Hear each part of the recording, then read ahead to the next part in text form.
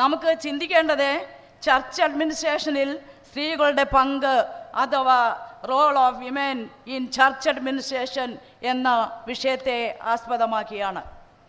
യഹൂദനെന്നോ ഗ്രീക്കുകാരനെന്നോ അടിമയെന്നോ സ്വതന്ത്രനെന്നോ പുരുഷനെന്നോ സ്ത്രീയെന്നോ വ്യത്യാസമില്ല. നിങ്ങളെല്ലാവരും ക്രിസ്തു യേശുവിൽ ഒന്നാണ്. ഗലാത്യ ലേഖനം 3-ാം അധ്യായം 28-ാം വാക്യം. अब ना कोई यहूदी रहा, ना यूनानी, ना कोई दास, ना स्वतंत्र, ना कोई नर, ना नारी, क्योंकि तुम सब यीशु मसीह में एक हो. എൻ്റെ പ്രിയപ്പെട്ട മർത്തമറിയം വനിതാ സമാജ അംഗങ്ങൾക്ക്, സഭ എന്ന വാക്കിന് വിശാലമായ വ്യാഖ്യാനവും വിഭാഗങ്ങൾ ധാരാളം ഉള്ളതിനാലും മലങ്കര ഓർത്തഡോക്സ് സുറിയാനി സഭയുമായി ബന്ധപ്പെട്ട് മാത്രം ഈ സിംപോസിയം ഞാൻ ഇവിടെ പരിമിതപ്പെടുത്തുന്നു. അഡ്മിനിസ്ട്രേഷൻ എന്ന പദം എക്സിക്യൂട്ടീവ് ചുമതലകളുടെ പ്രകടനം അല്ലെങ്കിൽ നമ്മളുടെ കാര്യങ്ങളുടെ മാനേജ്മെൻറ്റ് എന്ന് നമുക്ക് മനസ്സിലാക്കാം. അതിന് ആത്മീയം ഭരണം സംബന്ധിച്ച് യാതൊരു ബന്ധവുമില്ല. വിമൻ ഇൻ ദ ബൈബിൾ സമയം പരിമിതമായതിനാൽ ബൈബിൾ ചരിത്രത്തിലുള്ള സ്ത്രീകളിലേക്കോ അവരുടെ പങ്കുകളിലേക്കോ ഞാൻ പ്രവേശിക്കുന്നില്ല. ഈ വിഷയവുമായി ബന്ധപ്പെട്ട് പ്രസക്തമായ 3 ചോദ്യങ്ങളുണ്ട്. 1, നിലവിൽ നമ്മുടെ സഭാഭരണത്തിൽ സ്ത്രീകളുടെ പങ്ക് എന്താണ്?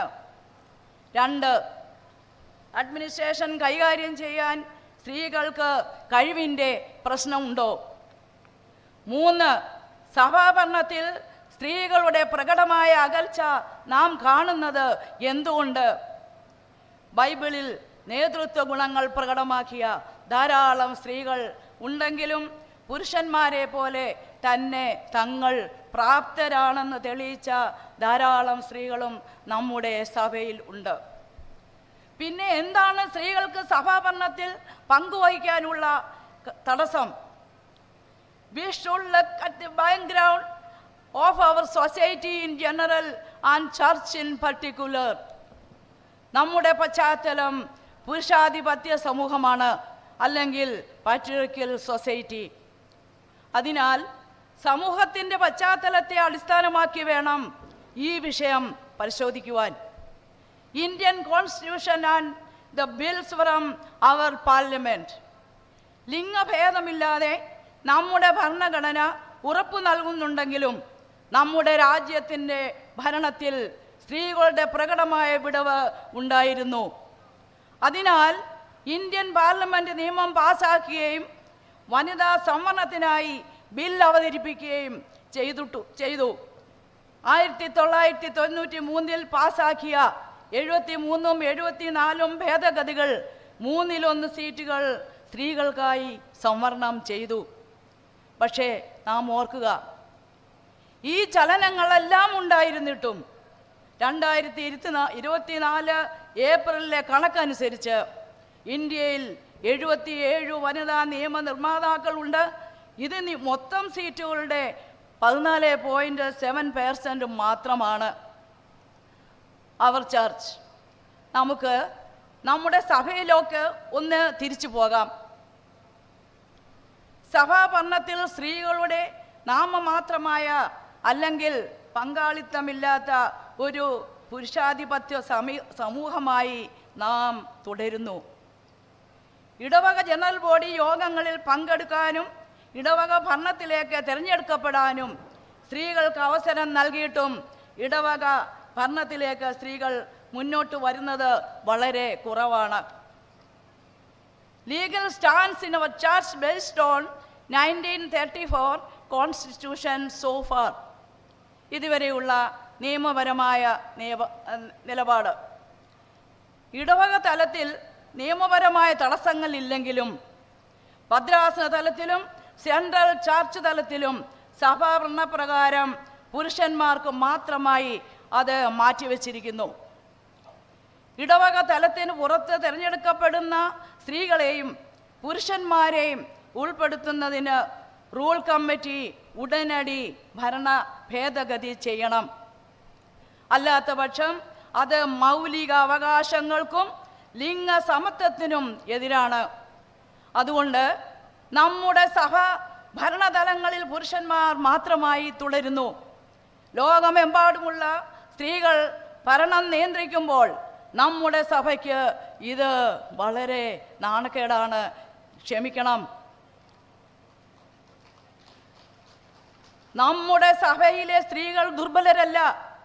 മതേതര ലോകത്തെ സ്ത്രീകൾ ഭരണരംഗത്ത് ഉയർന്ന സ്ഥാനങ്ങൾ കൈകാര്യം ചെയ്യാൻ കഴിയുമെങ്കിൽ സഭയിൽ അത് ചെയ്യാൻ അവരെ തടയുന്നത് എന്താണ്? ചലഞ്ചേഴ്സ്, വെല്ലുവിളികൾ. പല പള്ളികളിലും പ്രധാന തീരുമാനങ്ങൾ എടുക്കുന്നത് പുരുഷ മേധാവിത്വമുള്ള കമ്മിറ്റികളോ കൗൺസിലുകളോ ആണ്. ഇത് സ്ത്രീകളുടെ കാഴ്ചപ്പാടുകളും സംഭാവനകളും പരിമിതപ്പെടുത്തും. ഇത് സ്ത്രീകൾ ഉൾപ്പെടുന്ന മുഴുവൻ സഭയുടെയും ആവശ്യങ്ങളും അനുഭവങ്ങളും പൂർണ്ണമായി പരിഗണിക്കാത്ത തീരുമാനങ്ങളിലേക്ക് നയിക്കുന്നു. നേതൃത്വപരമായ റോളുകളിൽ നിന്ന് സ്ത്രീകളെ ഒഴിവാക്കുന്നതിന് ന്യായീകരിക്കാൻ ചില ദൈവശാസ്ത്ര വ്യാഖ്യാനങ്ങൾ ഉപയോഗിക്കുന്നു. Let our church move towards more inclusivity അഥവാ ഉൾപ്പെടുത്തൽ, ലിംഗസമത്വത്തിലേക്ക് നീങ്ങുക. നേതൃത്വത്തിലും തീരുമാനങ്ങൾ എടുക്കുന്ന പ്രക്രിയകളിലും പൂർണ്ണമായി പങ്കാളികളാകാൻ സ്ത്രീകളെ അനുവദിക്കുന്ന രീതികൾ സ്വീകരിക്കാൻ നമ്മുടെ സഭ പ്രോത്സാഹിപ്പിക്കണം. സ്ത്രീകളുടെ സജീവ പങ്കാളിത്തത്തിന് ജനറൽ ബോഡിയിൽ അനുകൂലമായ അന്തരീക്ഷം സൃഷ്ടിക്കാൻ നമ്മുടെ ജനങ്ങളെയും വൈദികരെയും പരിശീലിപ്പിക്കണം. പലപ്പോഴും നമ്മുടെ ജനറൽ ബോഡി രാഷ്ട്രീയ യോഗങ്ങളെക്കാൾ മോശമാണ്. Reservation of women for effectiveness. സഭാഭരണത്തിലെ പുരുഷാധിപത്യ സ്വാധീനത്തെ അഭിസംബോധന ചെയ്യുന്നത് കോംപ്ലക്സ് ആണ്. എന്നാൽ കൂടുതൽ സമത്വവും ഉൾക്കൊള്ളുന്നതുമായ ഒരു സഭാ സമൂഹത്തെ സൃഷ്ടിക്കുന്നതിന് അത് അത്യന്താപേക്ഷിതമാണ്. എൻ്റെ അഭിപ്രായത്തിൽ ഭരണഗതി ഭേദഗതി ചെയ്യുക മാത്രമല്ല, സഭാഭരണത്തിൽ സ്ത്രീകൾക്ക് സംവരണം അല്ലെങ്കിൽ റിസർവേഷൻ നൽകുകയും വേണം. അല്ലാത്ത പക്ഷം നമ്മുടെ ശ്രമങ്ങൾ കടലാസിൽ മാത്രം അവശേഷിക്കും. അതോടൊപ്പം ഇടവക തലത്തിലും ഭദ്രാസന തലത്തിലും കേന്ദ്രത്തിലും ഒരു ഇന്റേണൽ കംപ്ലയിൻസ് കമ്മിറ്റി ഉണ്ടാക്കണം. അതുവഴി ഭരണത്തിൽ സ്ത്രീകളുടെ പങ്കാളിത്തവുമായി ബന്ധപ്പെട്ട പ്രശ്നങ്ങൾ നമുക്ക് പരിഹരിക്കുവാൻ കഴിയും. ഇന്ന് ചില സഭകളിൽ സ്ത്രീ ബിഷപ്പുമാരും വൈദികരുമുണ്ട്. ഞങ്ങളുടെ കാര്യത്തിൽ അത്തരം കാര്യങ്ങൾ ഞങ്ങൾ ആഗ്രഹിക്കുന്നില്ല. എന്നാൽ എന്തുകൊണ്ടാണ് സഭാഭരണത്തിൽ വലിയ പങ്ക് വഹിക്കാൻ ഞങ്ങളെ അനുവദിക്കാത്തത്? If we do not listen to the changes in the world, we will be at a loss for the future of the church. The world is constantly evolving, and the church must adapt to these changes to remain relevant and impactful. This doesn't mean compromising core beliefs, but rather finding ways to address contemporary issues and engage with the community effectively. ഇന്നത്തെ ലോകത്തിൻ്റെ ശബ്ദം നാം കേൾക്കുന്നില്ല എങ്കിൽ സ്ത്രീകളിലെ മികച്ച പ്രതിഭകളെ നമുക്ക് നഷ്ടമാകും.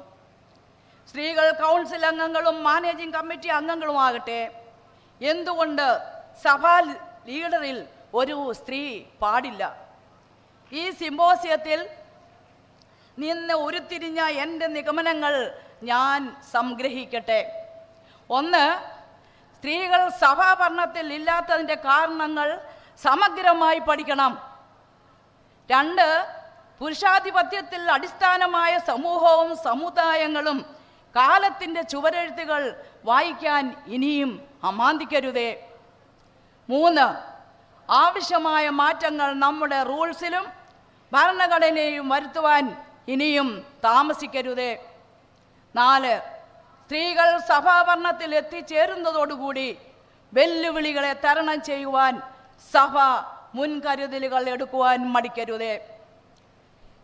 5, ജെൻഡർ ഭേദമില്ലാതെ എല്ലാവരെയും ഉൾക്കൊള്ളുന്ന ഒരു സമൂഹമായി തീരുവാൻ നമുക്ക് കഴിയണം.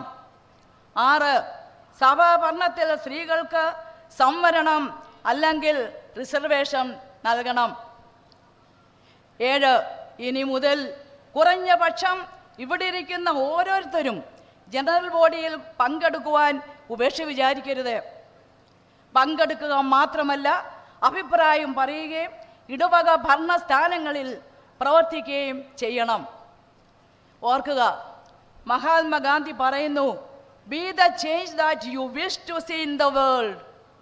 ആദ്യം നിങ്ങൾ തന്നെ ലോകത്തെ നിങ്ങൾ കാണാൻ ആഗ്രഹിക്കുന്ന മാറ്റമാകണം.